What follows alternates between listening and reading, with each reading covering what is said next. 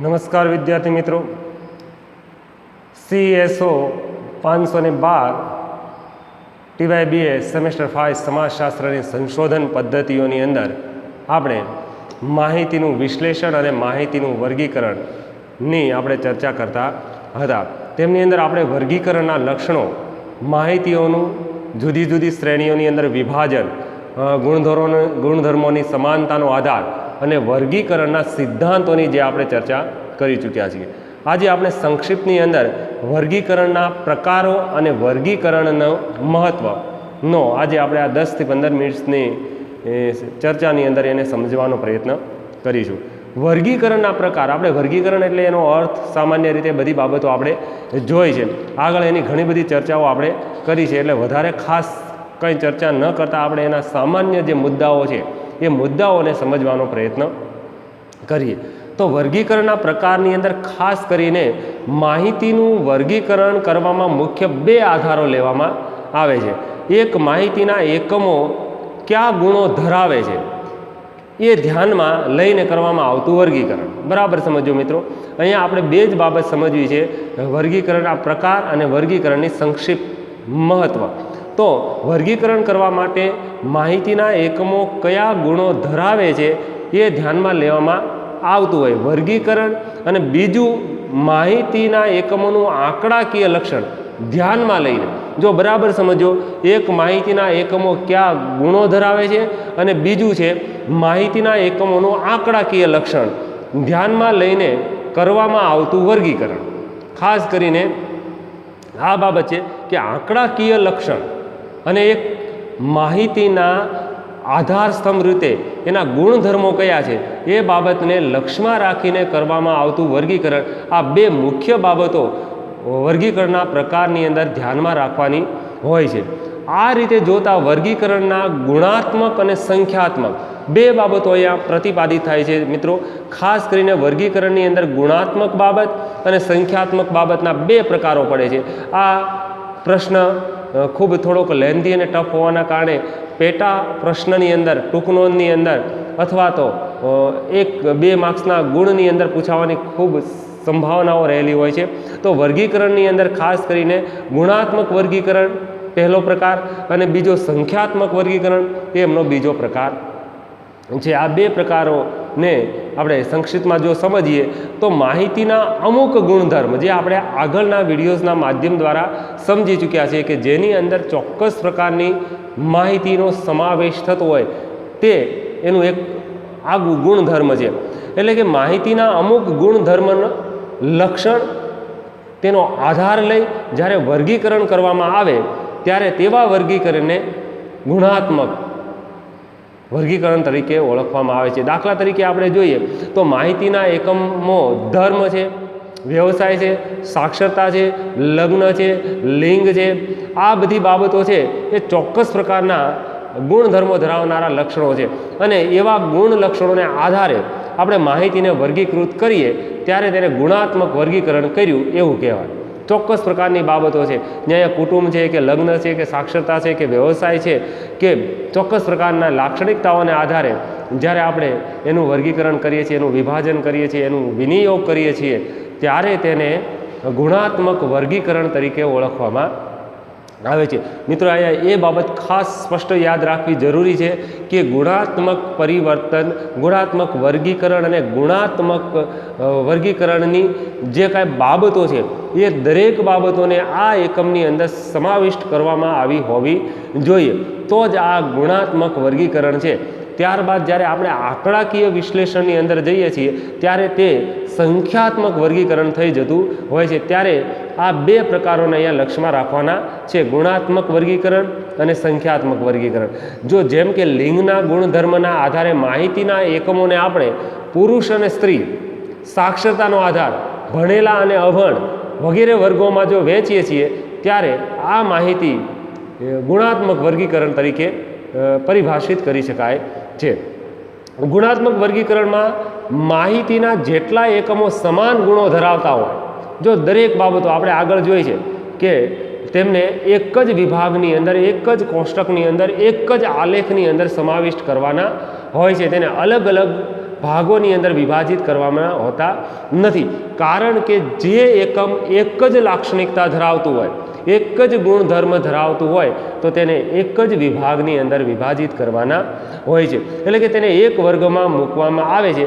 તેનાથી ભિન્ન ગુણો લક્ષણો ધરાવતા એકમોને બીજા વર્ગની અંદર મૂકવામાં આવે કે એક ગુણધર્મ ધરાવે છે ત્યારે તેને એક જ વિભાજિતની અંદર, જ્યારે એનાથી વિભિન્ન અને તફાવતવાળો ગુણધર્મ ધરાવતો હોય ત્યારે એને બીજા વિભાગની અંદર મૂકવામાં આવે છે. ઉદાહરણ તરીકે જોઈએ તો માહિતીના એકમોને લિંગના ગુણના આધારે વર્ગીકૃત કરતા હોય તો જેટલા પુરુષ હોય તે બધાને એક વર્ગમાં અને જેટલી સ્ત્રીઓ હોય તેને બીજા વર્ગમાં મૂકવામાં આવે છે. આ એનો ગુણધર્મ છે, એની ગુણધર્મની લાક્ષણિકતા છે. ગુણાત્મક વર્ગીકરણ કરવામાં જેટલા ગુણો અને ગુણના લક્ષણોનો આધાર લેવાતો હોય તેને ધ્યાનમાં રાખીને આ પ્રકારના વર્ગીકરણને પેટા પ્રકારની અંદર પણ વિભાજિત કરી શકાય છે. પેટા પ્રકારની અંદર કેવું તો કે ભાઈ દ્વિમુખી સાદું વર્ગીકરણ અને બહુમુખી વર્ગીકરણ, આ એના પેટા પ્રકાર છે. ગુણાત્મક વર્ગીકરણની અંદર પેટા પ્રકાર દ્વિમુખી સાદું વર્ગીકરણ અને બહુમુખી વર્ગીકરણ. તો આ રીતે વર્ગીકરણનો આ મહત્વનો એક પ્રકાર છે. માહિતીના એકમોને સ્પષ્ટ રીતે વિરોધાભાસી એવા બે વર્ગોની અંદર વહેંચી શકાય છે, એક ગુણાત્મક અને સંખ્યાત્મક. ત્યારે આવા વર્ગીકરણને દ્વિમુખી વર્ગીકરણ કહેવામાં આવતું હોય છે. દાખલા તરીકે માહિતીના એકમોને ભણેલા અને અભણ, પરણેલા અને કુંવારા, નોકરીવાળા અને નોકરી વગરના, મકાનવાળા અને મકાન વગરના, આવા પરસ્પર વિરોધાભાસી શબ્દો છે. તો આને અલગ અલગ બે વિભાગોની અંદર વર્ગીકૃત કરવામાં આવે ત્યારે તેને દ્વિમુખી વર્ગીકરણ કર્યું એવું કહી શકાય છે. થોડુંક અઘરું છે, પરંતુ પુસ્તકની અંદર એક સુંદર રીતે ઉદાહરણ સહિત આપેલું છે, કારણ કે એકમોના એકથી વધુ ગુણધર્મોને દ્વિમુખી કે બહુમુખીનો આધાર લઈ તેને વિભાજિત કરવામાં આવે છે. તો આ રીતે જુદા જુદા વર્ગોમાં વિભાજિત કરવામાં આવે ત્યારે તેવા વર્ગીકરણને બહુમુખી વર્ગીકરણ તરીકે ઓળખવામાં આવે છે. માહિતીના એકમોને સમાવતા વર્ગોની સંખ્યા બે કે તેથી વધુ હોય છે. એકી સાથે જેટલા ગુણધર્મનો આધાર લેવામાં આવે તેટલા વધુ વર્ગો બની શકતા હોય છે. તો આ ગુણાત્મક વર્ગીકરણ એ મહત્વનો આ પ્રકાર છે. ત્યારબાદ એનો બીજો પ્રકાર છે સંખ્યાત્મક વર્ગીકરણ. તો સંખ્યાત્મક વર્ગીકરણની અંદર ખાસ કરીને માહિતીના એકમોને વર્ગીકૃત કરીને જ્યારે ચોક્કસ માપમાં રજૂ કરવામાં આવે, જો અહીંયા આંકડાકીય બાબતો સ્પષ્ટ થાય છે કે માહિતીના એકમોને વર્ગીકૃત કરીને જ્યારે ચોક્કસ માપમાં રજૂ કરવામાં આવે ત્યારે તેને સંખ્યાત્મક વર્ગીકરણ કહેવામાં આવે છે. આંકડાકીય બાબતને અહીંયા ધ્યાનમાં રાખવાની હોય છે. માહિતીના એકમોને વર્ગીકૃત કરીને જ્યારે ચોક્કસ માપમાં રજૂ કરવામાં આવે ત્યારે તેને સંખ્યાત્મક વર્ગીકરણ તરીકે ઓળખવામાં આવે છે. બીજી રીતે કહીએ તો એકમોને ચોક્કસ રીતે માપી શકાય. જો એકમોને ચોક્કસ રીતે માપી શકાય, ઓલી બાબત છે એ ગુણાત્મક બાબત છે. જ્યારે અહીંયા એકમોને ચોક્કસ રીતે માપી શકાય એવી સંખ્યામાં કે આંકડામાં વર્ગીકૃત કરવામાં આવે ત્યારે તેવા વર્ગીકરણને સંખ્યાત્મક વર્ગીકરણ કહેવામાં આવે છે. ઉદાહરણ તરીકે આપણે જોઈએ તો ઊંચાઈ, વજન, ઉંમર, આવક, ભૌગોલિક અંતર, કુટુંબના સભ્યની સંખ્યા વગેરે પરિવર્તિઓને આંકડામાં કે સંખ્યામાં દર્શાવી શકાય છે. આપણે આગળના વિડીયોઝની અંદર આ પ્રકારના પરિવર્તિઓ જોઈ ગયા છીએ, એના ઉપરથી આપણે ખ્યાલ છે કે આ બાબત સંખ્યાત્મક છે, જેને દર્શાવી શકાય છે, આંકડાકીય રીતે એનું કોષ્ટક બનાવી શકાય છે. તો આ સંખ્યાત્મક વર્ગીકરણ છે. આવા સંખ્યાત્મક પરિવર્તિઓનો આધાર લઈને જ્યારે માહિતીના એકમોને જુદા જુદા વર્ગોમાં વર્ગીકૃત કરવામાં આવે ત્યારે તેને સંખ્યાત્મક વર્ગીકરણ તરીકે ઓળખવામાં આવે છે. તો અહીંયા ગુણાત્મક વર્ગીકરણ અને સંખ્યાત્મક વર્ગીકરણ બે પ્રકારો એના મહત્વના પડી રહે છે. સંખ્યાત્મક માહિતીની વિશેષતા એ છે કે માહિતીના કોઈ પણ એકમમાં પરિવર્તિઓને સંપૂર્ણ અભાવ હોતો નથી. યાદ રાખજો, પરિવર્તિઓનો સંપૂર્ણ અભાવ નથી હોતો. અહીંયા સ્પષ્ટ સંખ્યાત્મક આંકડાકીય બાબત હોય છે. તે પ્રત્યેક એકમમાં હોય છે, પણ તેની માત્રામાં તફાવત હોય છે, જેના આંકડાકીય બાબતો છે તેની અંદર. દાખલા તરીકે માહિતીના દરેક એકમની ઉપર માહિતીના દરેક એકમની અમુક ઉંમર જ હોય છે, એમનું વજન હોય છે, અમુક ઊંચાઈ હોય છે, કેવળ તેની માત્રામાં તફાવત હોય છે, એની સંખ્યામાં ફેરફાર હોય છે. એકમો વચ્ચેની માત્રાનો તફાવત બતાવવા માટે વર્ગ લંબાઈનો ઉપયોગ કરવાનું જરૂરી બને છે. એટલા માટે આ બાબતને અહીં સંખ્યાત્મક વર્ગીકરણ તરીકે ઓળખવામાં આવે છે. આ બે પ્રકાર મિત્રો એક સંક્ષિપ્તમાં પુસ્તકની અંદર આપેલા છે, તેમાં તમે એને વાંચવાનો પ્રયત્ન કરજો. એક ગુણાત્મક વર્ગીકરણ અને સંખ્યાત્મક વર્ગીકરણ સામાન્ય છે, જેની અંદર માપી શકાય છે, લઈ શકાય છે, જ્યારે ગુણધર્મોના આધારે એને વિભાજિત કરી શકાય છે. તો આ વર્ગીકરણના જે પ્રકારો છે તેને આપણે આ સંક્ષિપ્તમાં સમજવાનો પ્રયત્ન કર્યો. હવે આપણે સામાન્ય 5-7 મિનિટની અંદર વર્ગીકરણનું મહત્ત્વ જોઈ લઈએ. વર્ગીકરણનું મહત્ત્વ શું છે? આપણે સામાન્ય રીતે આપણે જાણીએ છીએ કે ભાઈ વર્ગીકરણનું મહત્ત્વ સંશોધન વિષય પસંદગી થયા બાદ આપણે જે કાંઈ માહિતી એકત્ર કરી છે એને એમને પડી રહેવા દેવાની હોતી નથી. એનો નિચોડ કાઢવા માટે, એનો વિનિયોગ કરવા માટે, એની વહેંચણી કરવા માટે, એને વિભાજિત કરી અને એમાંથી ચોક્કસ પ્રકારના તારણો તારવવાના હોય છે. તો જ આપણને એમાંથી નિષ્કર્ષ મળે છે, તો જ આપણે આપણી સંશોધન સમસ્યાની સમાધાન તરફ જઈ શકીએ છીએ. એટલા માટે વર્ગીકરણનું મહત્ત્વ આપણે બધા જાણીએ છીએ. વર્ગીકરણનું મહત્ત્વ એ છે કે એને સામાન્યતઃ આપણે આપણી સંશોધન સમસ્યાને સમજી શકીએ છીએ, એક સિદ્ધાંત પ્રતિપાદિત કરી શકીએ છીએ, એક ખ્યાલ પ્રતિપાદિત કરી શકીએ છીએ, સમાજ સમક્ષ મૂકી શકીએ છીએ. એટલે વર્ગીકરણ કરવું એક મહત્ત્વની બાબત બની રહે છે. કારણ કે વર્ગીકરણ કર્યા વગર આપણને એના ગુણધર્મો કે એની સંખ્યાત્મક બાબત ખ્યાલ આવતો નથી. એટલે એને કોષ્ટક વાઇઝ, આલેખ વાઇઝ કે અન્ય કોઈ બાબતના આધાર લઈ એને વિભાજિત કરવામાં આવતું જ હોય છે. અને વિભાજિત કરીએ તો જ આપણને એમાંથી ચોક્કસ પ્રકારનો ખ્યાલ કે તારણ મળી આવે છે. એટલે વર્ગીકરણનું મહત્ત્વ આમ જોઈએ તો સંશોધન વિષયની અંદર ખૂબ જ અગત્યનું સ્થાન ધરાવે છે, ખૂબ જ મહત્ત્વનું સ્થાન ધરાવે છે. વર્ગીકરણ વગર આપણું સંશોધન અધૂરું રહેવા પામે છે. અર્થાત જે કાંઈ ચોક્કસ પ્રકારના હેતુઓ છે, તારણો છે, લક્ષ્ય સુધી આપણે પહોંચી શકતા નથી. તો માહિતીનું વર્ગીકરણ સંશોધનની વિસ્તૃત પ્રક્રિયાનો જ એક ભાગ છે. આપણે આગળ જોયું માહિતી વિશ્લેષણ અને માહિતી વર્ગીકરણ. વર્ગીકરણના લીધે માહિતી અર્થપૂર્ણ અને સુબોધ બને છે, વ્યવસ્થિત બને છે, તમે દર્શાવી શકો છો. તેમજ સંખ્યાત્મક અને ગુણાત્મક વર્ગીકરણો આવૃત્તિ વિતરણમાં વિલીન થઈ જાય છે, ભળી જાય છે એની અંદર. એટલે કે આ બધી બાબતો છે એના આધારે જ આપણે સંશોધન વિષયને સુબોધ અને સુવ્યવસ્થિત રીતે પ્રતિપાદિત કરી શકીએ છીએ. હવે આપણે એની અંદર જો મુખ્ય બાબત જોઈએ તો એકમોનું સ્પષ્ટીકરણ કરવામાં સહાયક બને.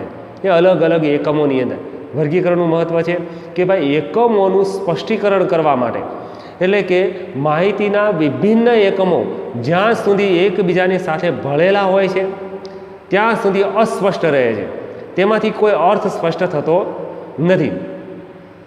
એકમની ઓળખ નક્કી થઈ શકતી નથી. પરંતુ જ્યારે બધા એકમોને સમાનતા અને વિભિન્નતાના આધારે છૂટા પાડવામાં આવે ત્યારે પ્રત્યેક એકમ સ્પષ્ટ રીતે પ્રકાશમાં આવે છે.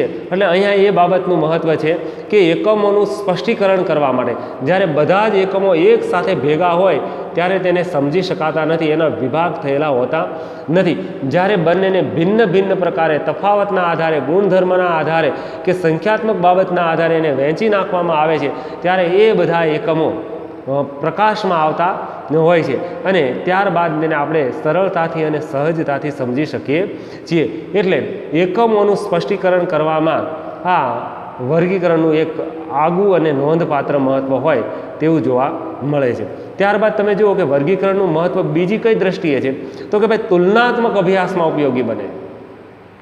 કે ભાઈ વર્ગીકરણ તુલનાત્મક અભ્યાસની અંદર તુલના કરવા માટે, ઐતિહાસિક તુલના હોય, વર્તમાન તુલના હોય, કોઈ પણ વિષયની બીજા વિષય સાથેની તુલના હોય, સમાજની હોય, કુટુંબની હોય, જ્ઞાતિની હોય, શિક્ષણની હોય કે અન્ય કોઈ સામાજિક પાસાઓની કે આર્થિક પાસાઓની કે સાંસ્કૃતિક કે રાજકીય પાસાઓની હોય ત્યારે આ વર્ગીકરણ છે તે તુલનાત્મક અભ્યાસોની અંદર ખૂબ જ ઉપયોગી બનતું હોય છે. એની તુલના કરવા માટે આ વર્ગીકરણ ખૂબ જ બને છે. ભાઈ આ કુટુંબની અંદર એટલું શિક્ષણનું પ્રમાણ છે અને આ કુટુંબની અંદર એટલું શિક્ષણનું પ્રમાણ છે. સ્ત્રીઓમાં શિક્ષણ, આદિવાસી જાતિ સ્ત્રીઓની અંદર શિક્ષણ, બિન આદિવાસી સ્ત્રીઓનું શિક્ષણ, એની તુલના કરવામાં આ વર્ગીકરણ ખૂબ જ મહત્ત્વનું ઉપયોગી બનતું હોય છે. તો માહિતીના જથ્થામાં એકમોને વર્ગીકૃત કરી નાખવાની, વિભિન્ન એકમો વચ્ચેનો સહસંબંધ જોઈ શકાય છે. જો વર્ગીકરણ કરીને બધા વચ્ચેનો કેવી રીતે સહસંબંધ ધરાવે છે તેમની વચ્ચે તુલના કરવાનું શક્ય બને છે. જ્યાં સુધી એકમો એક જથ્થાની અંદર રહેલા હોય ત્યાં સુધી વિભિન્ન એકમો વચ્ચેનો કેવો અને કેટલો સંબંધ છે તે જાણી શકાતું નથી. એટલે માટે એની તુલના કરવા, બધા એકમોને ગુણધર્મોના આધારે, સંખ્યાના આધારે જો વિભાજિત કરી નાખવામાં આવે તો એ બંનેની તુલના થઈ શકે છે. એટલે વર્ગીકરણનું મહત્વ અહીંયા તુલનાત્મક રીતે, ઐતિહાસિક તુલનાત્મક રીતે કે વાસ્તવિક તુલનાત્મક કરવામાં ખૂબ જ ઉપયોગી બનતું હોય. કારણ કે એનું જો વિભાજન કરી નાખવામાં આવે, એનું વર્ગીકરણ કરી નાખવામાં આવે તો એ બંનેની તુલનાત્મક તપાસ શક્ય બને છે. એટલે માટે વર્ગીકરણનું મહત્વ અહીંયા એ રીતે પણ ખૂબ જ ઉપયોગી બને છે. હવે નેક્સ્ટ એનું જો કોઈ આપણે મહત્વ જોઈએ તો સંશોધન અહેવાલમાં પુરાવા તરીકે રજૂ કરવામાં ઉપયોગી બને છે. જ્યારે તમારો સંશોધન વિશે પૂર્ણ થઈ જાય છે, સંશોધન પૂર્ણ થઈ જાય છે અને તમે જ્યારે કોઈ પણ ખ્યાલને પ્રતિપાદિત કરો છો ત્યારે તમારી પાસે જે કંઈ દસ્તાવેજી સ્ત્રોતો છે તે પુરાવા તરીકે તમે રજૂ કરી શકો છો. કારણ કે હું કહું એટલે સત્ય છે નહીં, પરંતુ તમે જે કાંઈ સંશોધનમાં જે કાંઈ એનાલિસિસ કર્યું છે, જે કાંઈ માહિતી એકત્રિત કરી છે અને એનું જે કાંઈ વિભાજન કર્યું છે, એનું વિશ્લેષણ કર્યું છે, વર્ગીકરણ કર્યું છે, એને એક પુરાવા તરીકે, એક દસ્તાવેજી સ્ત્રોત તરીકે સંશોધન અહેવાલમાં પુરાવા તરીકે તમે રજૂ કરવામાં આ વર્ગીકરણનો ખૂબ જ મહત્ત્વનો ભાગ રહેલો છે. સંશોધક માહિતીના જથ્થામાં વિભિન્ન એકમોને વર્ગીકૃત કરીને તેમને કોઠા, ગ્રાફ, આકૃતિ વગેરે સ્વરૂપે અહેવાલમાં રજૂ કરી શકે છે. એક દસ્તાવેજી સ્ત્રોત છે, તેનો તમે અહેવાલ રજૂ કરી શકો છો. એટલે કે સંશોધક માહિતીના જથ્થામાં વિભિન્ન એકમોને વર્ગીકૃત કરીને તેમને કોઠા, ગ્રાફ્સ, આકૃતિ કે વગેરે સ્વરૂપે, કોષ્ટક સ્વરૂપે પણ તમે એને રજૂ કરી અને અહેવાલની અંદર પ્રતિપાદિત કરી શકો છો. આમ વર્ગીકરણથી માહિતીને વ્યવસ્થિત સ્વરૂપ મળતા અહેવાલમાં પુરાવા તરીકે તેની રજૂઆત શક્ય બનતી હોય છે. જો વ્યવસ્થિત સ્વરૂપે આ માહિતીને ગોઠવણી કરવામાં આવે, એના ગ્રાફ્સ બનાવવામાં આવે, એની આકૃતિ બનાવવામાં આવે, એના કોષ્ટક બનાવવામાં આવે, એના આલેખ અને વ્યવસ્થિત બંધારણ બનાવવામાં આવે તો તમે સંશોધક પોતાના સંશોધન અહેવાલની અંદર, તારણોની અંદર આ કોષ્ટક આકૃતિને દર્શાવી અને સંશોધન અહેવાલમાં પુરાવા તરીકે રજૂ કરવામાં પણ તેમનું મહત્ત્વ ખૂબ જ અગ્રણીય છે. તો મિત્રો, આપણે આજે વર્ગીકરણના પ્રકાર અને વર્ગીકરણના મહત્ત્વની આપણે સંક્ષિપ્ત ચર્ચા કરી. એના બે પ્રકારો છે અને વર્ગીકરણનું મહત્ત્વ પણ આપણે ટૂંકની અંદર સંક્ષિપ્તમાં ઔપચારિક પરિચય મેળવ્યો. ટૂંકમાં માહિતીનું વર્ગીકરણ સંશોધનની અંદર ખૂબ જ મહત્ત્વનું અને ઉપયોગી બનતું હોય છે. વર્ગીકરણ કરવાથી માહિતીને સરળતાપૂર્વક યાદ રાખી શકાય છે અને તેમજ તેની સમજણ મેળવવામાં પણ સમય અને શ્રમનો પણ બચાવ થાય છે. સરળતાથી માહિતી મળે છે અને અન્ય કોઈ સંશોધન વિષયની અંદર પણ ખૂબ જ ઉપયોગી બની રહેતું હોય. એટલા માટે દરેક સંશોધન વિષયની અંદર વર્ગીકરણનું ખૂબ જ અગ્રણીય મહત્ત્વ રહેલું હોય છે. ફરી મિત્રો કહું છું કે વર્ગીકરણના પ્રકાર અને વર્ગીકરણનું મહત્ત્વ જોયું. વિડીયોઝ ઉપર જ આધાર ન રાખવો. મારાથી પણ ઘણી બધી ક્ષતિઓ થઈ જતી હોય છે મિત્રો. અર્થઘટન પણ અપૂરતું પણ થઈ રહેતું હોય છે. એટલે આ બાબતને ખાસ નોંધ રાખજો, પુસ્તક ઉપર આધાર રાખજો અને વાંચવાનો અને વિચાર વિમર્શ કરવાનો વધુ આગ્રહ રાખજો મિત્રો. નેક્સ્ટ પોઈન્ટ્સ, માહિતીનું અર્થઘટન સાથે નેક્સ્ટ વિડીયોની અંદર આપણે મળીશું મિત્રો. ધન્યવાદ. જય હિન્દ.